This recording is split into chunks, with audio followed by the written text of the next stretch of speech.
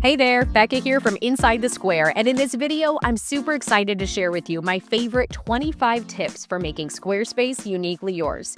Now, we've got a lot to cover today, so if you're short on time, you can head on over to my website, insidethesquare.co/25 tips to download the whole list. I'll link to that in the description below, but again, that's insidethesquare.co/25 tips. Now, in this video, I've organized the 25 tips into 5 main categories, and I'll include some timestamps below just in case you want to jump ahead. Now, the first tip here is your Favicon. You know that tiny little icon that shows up in your browser window? You can customize that. If you don't add a Favicon, you're going to see this Squarespace kind of cube shape here, and we don't need to do free advertising for Squarespace, do we? Let's go ahead and replace that with an icon for your unique business. Here inside Squarespace, open your settings and then select the Favicon option from your website settings list. Click this plus sign to upload one, and you can also upload a dark mode option as well.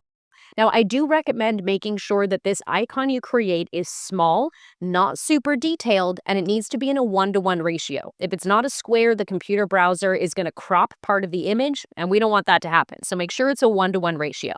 All right, on to tip number 2. This has to do with optimizing your mobile logo.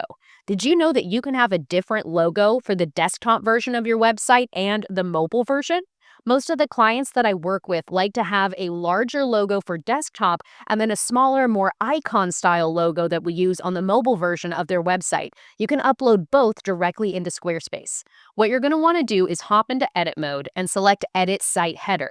Now then from here, what you need to do is select the logo or the site title itself and click on this icon to reach the design options. Here you can upload the logo for the desktop version and then mobile, and this part is so important. Adjust the sizes separately. Click on your mobile preview so you can see what the mobile version looks like. If you leave it to be way too large of a size, that header for your website can take up way too much space on a tiny little screen like this. So make sure that you customize that part, okay? All right, now let's keep going here.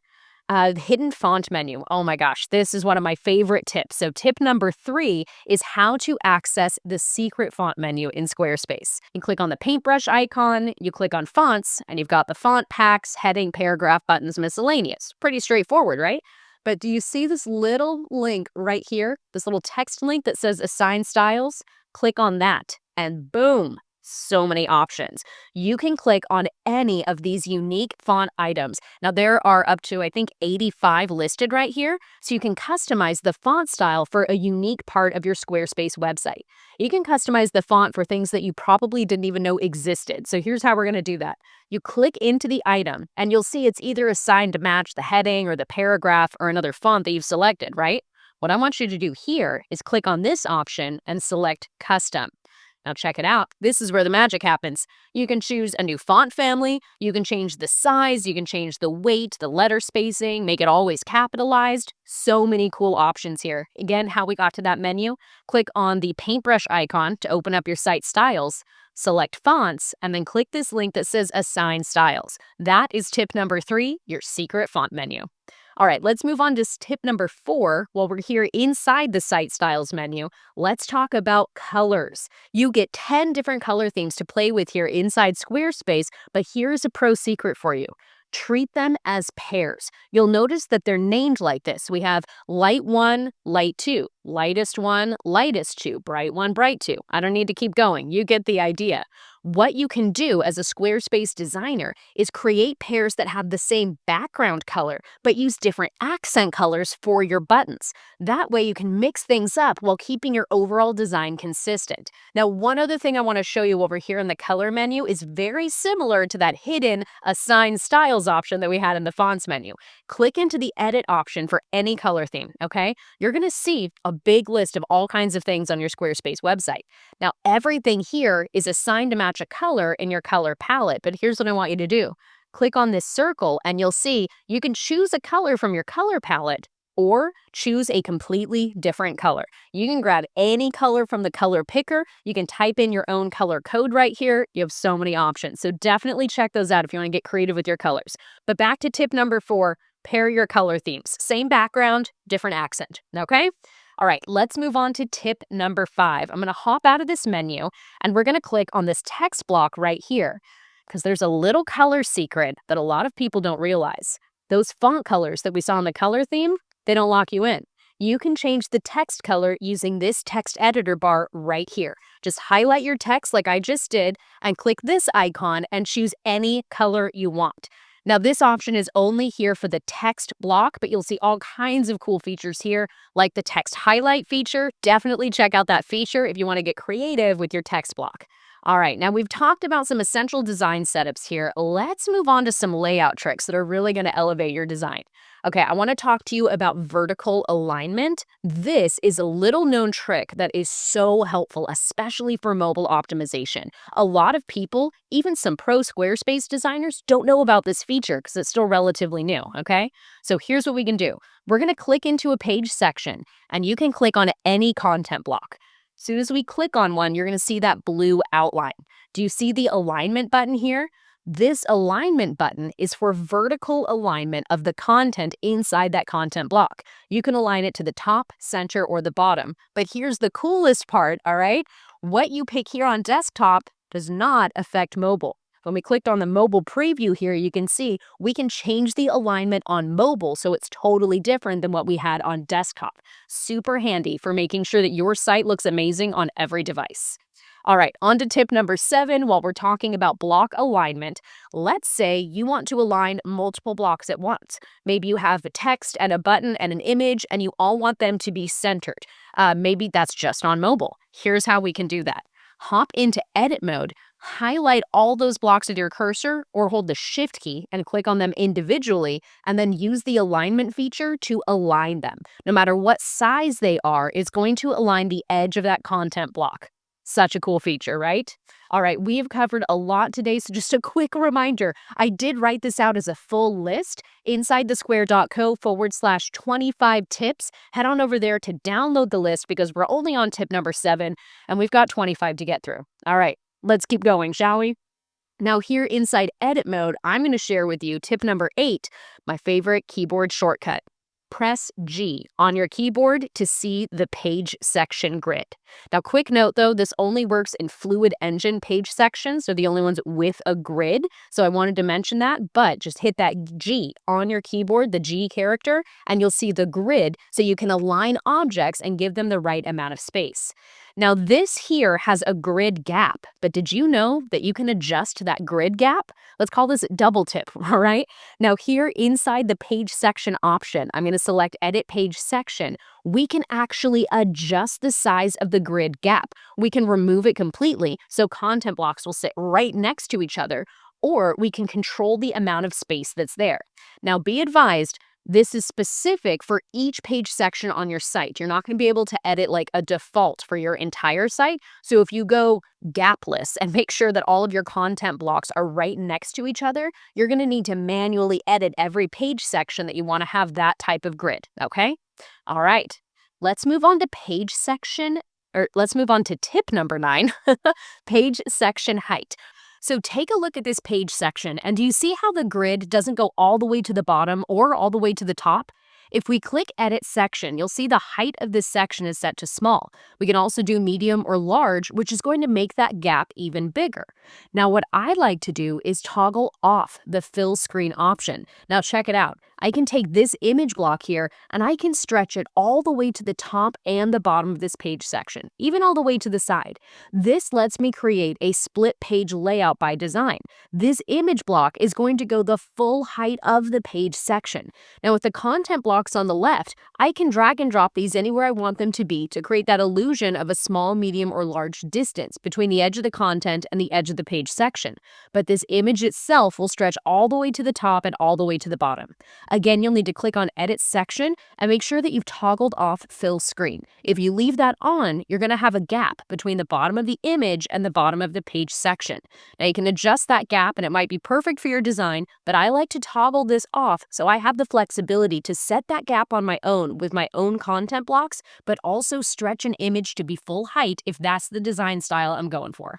All right, we are already into tip number 10, which is super related. Speaking of stretching things to the edges here, this tip is pure Squarespace magic, my friend.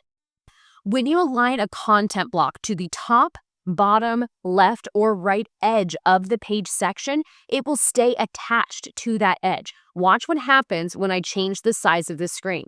Do you see how those content blocks are still connected to that specific edge of the page section? They will stick there no matter what, as long as you align it with the edge.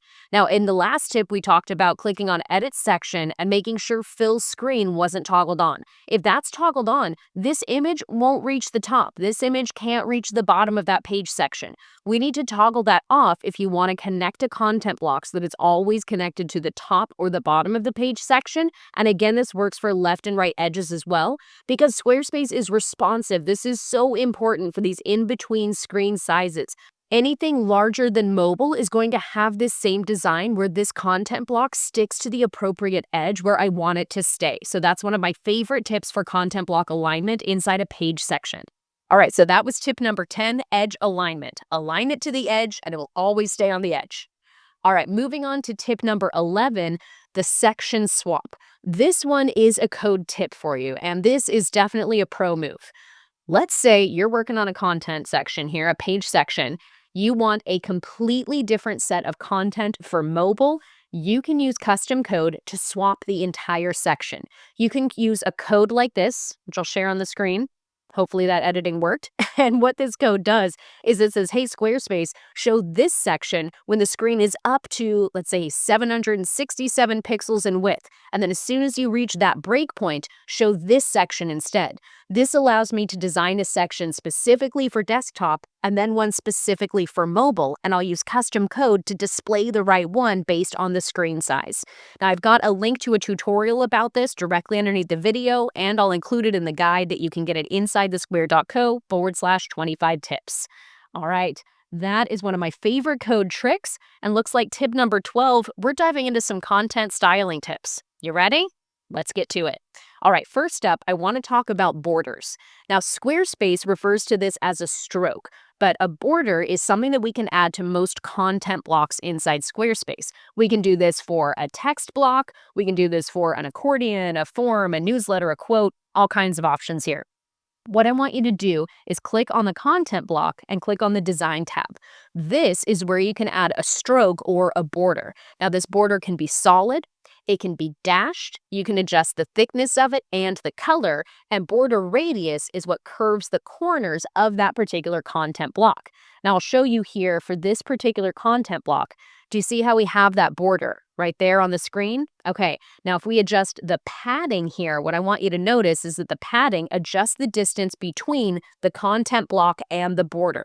Okay, that's what the padding is changing right there. And one more thing I'm going to show you while we're in the design tab, let's talk about backgrounds. You can add a custom color background to these content blocks as well. Now you can choose something from your color palette right here, or you can select your own custom color, use the slider to add a little bit of transparency. You've got a lot of features. To reach this menu in your content blocks, I want you to hop into edit mode and I want you to click on this option and select the design tab. Now, be advised, this isn't available for all content blocks, but this is available for things like text, forms, quotes, accordions, a lot of the new ones. Some of the older legacy blocks might not have that feature, like at the time of recording this, it's not available for an audio block, but it is for a lot of other ones. So again, click on that edit icon and you'll see the design tab. That's where you can grab the border, known as the stroke or the background color. Okay. Now, speaking of these content blocks, let's talk about one of my favorite time-saving tips. Duplicating a content block. Let's say you set up this block perfectly on Squarespace. You love the font styles you've selected. You love the icons that you selected for your accordion here. You've added a border and a background. You don't have to change those settings every single time you add an accordion block. You can duplicate it. Click on it and select this copy option right here to duplicate that block. Now, here's where it gets even cooler. You can duplicate an entire page section. You can duplicate a page. You can duplicate a blog post, but sticking with the content here, let's say you create this perfect page section for a sales page on your website, and you want to use that page section on a different sales page. You don't have to manually recreate everything you just did. You can save the section. Oh, this is so cool. All right, here in Squarespace, let's say we've made all the changes we want. I'm going to click this heart icon right here. Now it's a saved page section. Now when I'm creating content on my Squarespace website in a brand new page, I can select add page section. There we go. And then I can select saved sections and we'll see what we've added right there. Now, a little pro tip from my experience, before you save a page section, make sure you edit the mobile version as well, okay? That can definitely cause some headaches. Make sure that you edit the mobile version so it looks great on both desktop and mobile, and then save the section so you can reference it in all of your other content on different pages on your Squarespace website. Alrighty, we are on to tip number 14, image focal points. Now, image focal points are really, really important, especially for page section backgrounds. Inside Squarespace, anywhere that you upload an image, you're going to see this little circle. Now, this circle right here is the center of that image. So when the image is cropped, that's going to stay in the center. This can be really good if, let's say, you're working with a list section and you've uploaded different photos of your employees. These photos might have their faces in different spots. Use the focal point to make sure that their faces are the center of each way that image is displayed, no matter how it's cropped. But again, so important for page section backgrounds because that focal point will be the center on mobile. So let's say you've got a page section background, it looks great on desktop, but when you go to the mobile version of your site, you've got a lot of text here and you want that to be on the left-hand side of this page section background, so it's easier to see a contrast between the text and the background. Take the focal point here and scoot it over to the side so it's centered exactly where you want the center of that image on smaller devices, making sure the text isn't too hard to read. So that's tip number 14, adjust the image focal point. All right, let's keep going. While we're talking about images, let's talk about some image block settings. When you add an image block, you'll actually see two options, fill or fit. Here's the difference. Fill is going to stretch your image so that it fills the entire container, which means it will likely crop your image. If you set it to fit, fit maintains the image ratio, but it might leave some space inside the content block, okay? Definitely important to understand the difference between the two of those. If you don't want your image to be cropped, make sure that you use the fit option. But this is where that alignment tip comes in really handy. These content blocks might be aligned on the left-hand side, but because we selected fit for this image, we need to change its horizontal alignment if we want it to truly be aligned to the left. Now again, if you've selected the fill option under your design tab here, it's going to stretch the image to fit all of the edges of the container. But if you select fit, definitely check out the alignment options. You'll find those by clicking on the image block. That's where you'll find horizontal and vertical alignment settings for this individual content block. Okay, we already went through 15 tips. That was a lot. On to 16, my favorite, hover effects. Hover effects are one of my favorite things to create with custom code, and it is so much easier than you might think. Now, at the time of recording this, we don't have the ability to create a custom hover effect using the Squarespace editor. We do need to use our own custom code. But again, it is a lot more simple than you might realize. I have an additional tutorial about creating hover effects, and I'll link to it underneath this video or inside the guide if you grabbed that. But again, hover effects are so easy to create with custom code. I strongly recommend doing them for anything that's interactive on your site. Now, the standard for Squarespace is to have a slight opacity or change the transparency of a button on hover, but we can make that so much more creative with just a few lines of simple CSS, and that is definitely tip 16. I strongly recommend creating your own hover effects for Squarespace. Now, I do want to mention, if and when you do make your own hover effects, I want to strongly encourage you to turn off Squarespace's site-wide animations. Inside Squarespace, navigate to your Site Styles menu, and at the very bottom, you'll see the word Miscellaneous. This is where they've hidden Animations. Animations is your first option in the Miscellaneous Style menu. Here you'll see a lot of options, and these have been around for a very long time, and sometimes they can mess up any custom hover effect code that you add to Squarespace, so I strongly recommend selecting None. That'll be the first option here, and again, this is in our Site Styles menu. Scroll all the way down to Miscellaneous, and then select Animations and toggle those off. Now, these animations have been here for a very, very long time through like older versions of Squarespace. and sometimes they can interfere with the custom hover effects that you've added. So what I want you to do is turn off animations if you're going to get creative with custom hover effects, which I strongly recommend that you do. Again, I'll include links to additional tutorials underneath this video. All right, my friend, on to tip number 17. Animated thumbnails. This is a fun one. Did you know that where you upload a thumbnail image or a list section image, you can actually use a GIF instead of a JPEG or a PNG?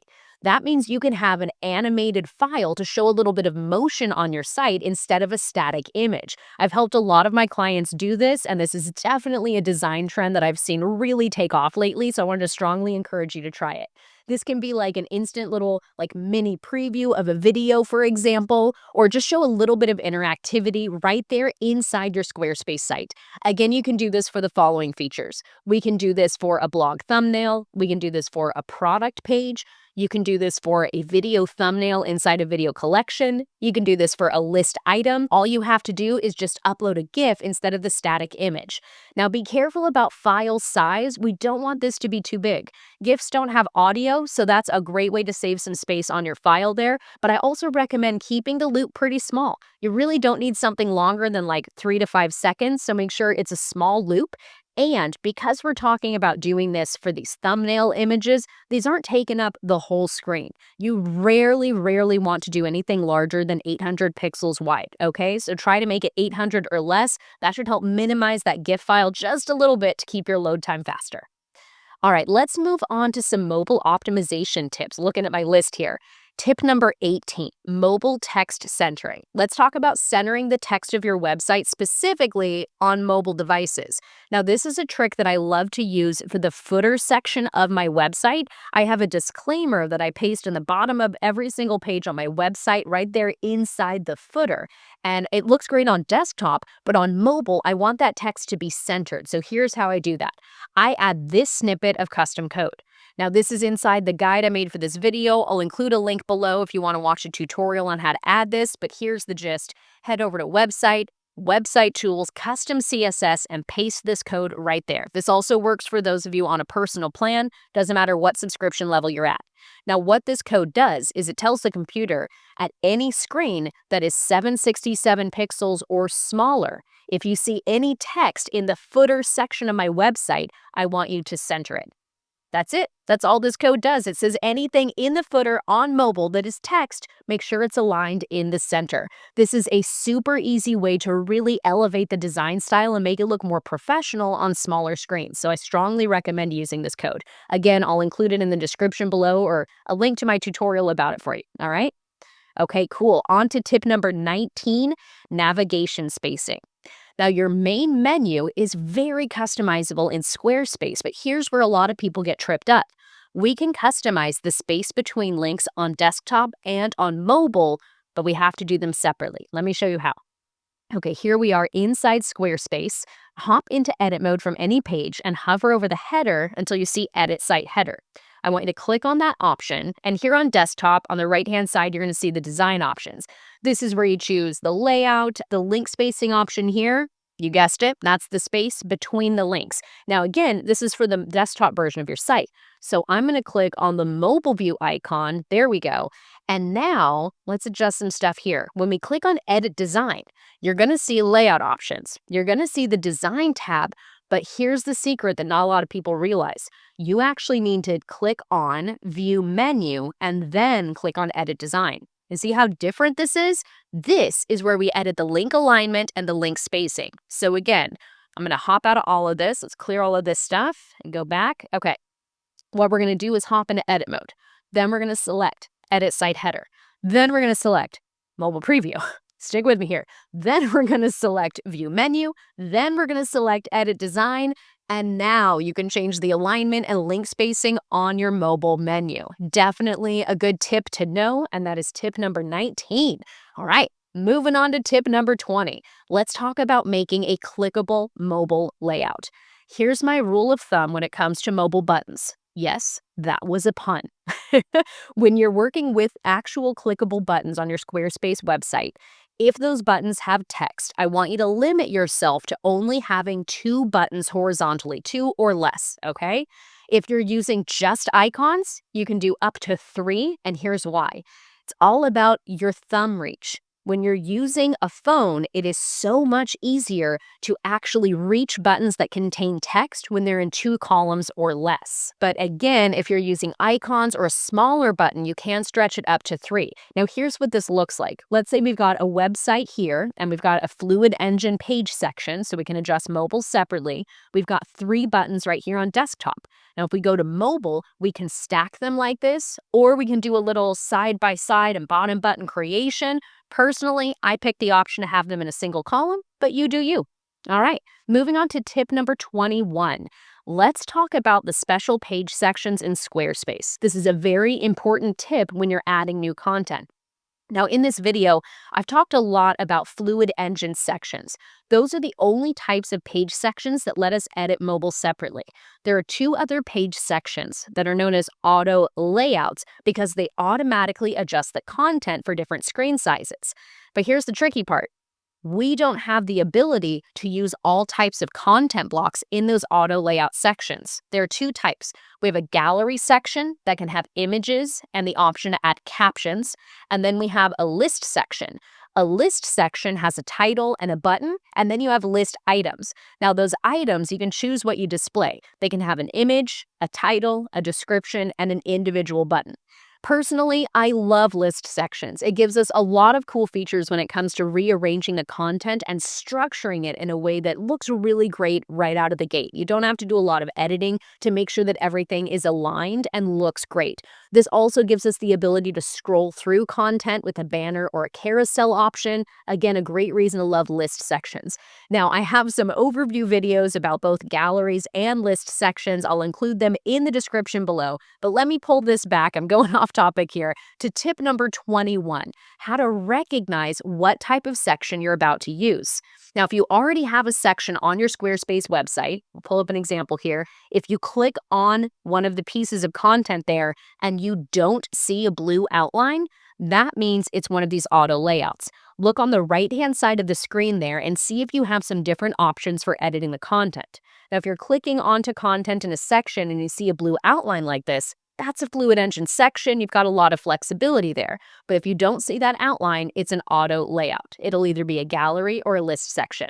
Now, one more part of tip 21 here. Let's say tip 21, part B. When you're adding a section to your Squarespace website, you click this Add Section option. I want you to look out for this icon right here.